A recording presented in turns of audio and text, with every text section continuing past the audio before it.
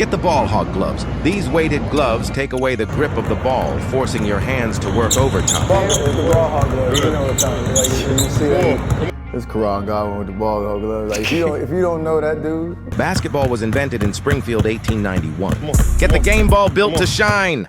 Darryn Peterson finished with 25 points, 12 assists, 2 rebounds and 2 steals as the Utah Jazz beat the Memphis Grizzlies, 109-100, in Salt Lake City Summer League. He made 8 of 15 field goals and 3 of 9 threes, but the bigger story was the way he ran the entire game. This was not just a scorer getting hot. This was a rookie guard controlling pace, reading the floor and turning a marquee matchup into his own statement night. The context made it even louder. Peterson was the number 2 pick, Cameron Boozer was the number 3 pick, and this was the Summer League game everyone circled. Boozer had a strong night too, finishing with 18 points, 7 rebounds, and 4 assists, but Peterson owned the matchup because he controlled more of the action. Utah led 24-23 after the first quarter, the teams played an even second, and the Jazz were only up 2 entering the fourth. There was no blowout cushion. Peterson had to keep creating real offense. Early on, he set the tone as both a scorer and passer.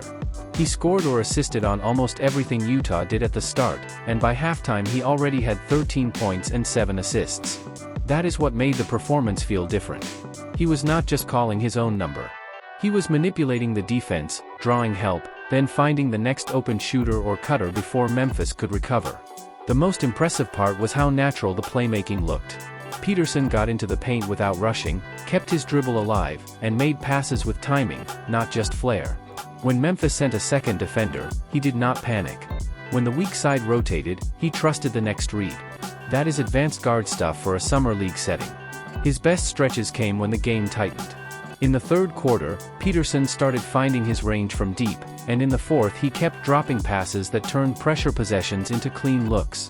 With a little over 2 minutes left, he already had 12 assists and Utah was in control. That kind of poise matters in Summer League, because these games can get messy fast. Peterson slowed the game down. The Jazz also gave him the right support. Cody Williams added 18 points and 8 rebounds, the bench gave Utah a major lift, and 7 Jazz players reached double figures. But Peterson was the engine. He created advantages, punished switches, made the simple read, and still finished as the team's leading scorer. Utah finally separated in the fourth quarter, winning the period 32-25, and Peterson's command was why the offense stayed sharp instead of tightening up. The takeaway is big. After opening Summer League with 28 points against Atlanta, Peterson followed it with a 25-point, 12-assist double-double against Memphis. That is the kind of back-to-back impression Utah wanted from a potential franchise guard. He showed scoring touch, passing vision, confidence, and command. For the Jazz, this looked less like a Summer League flash and more like the first real sign of a future league guard.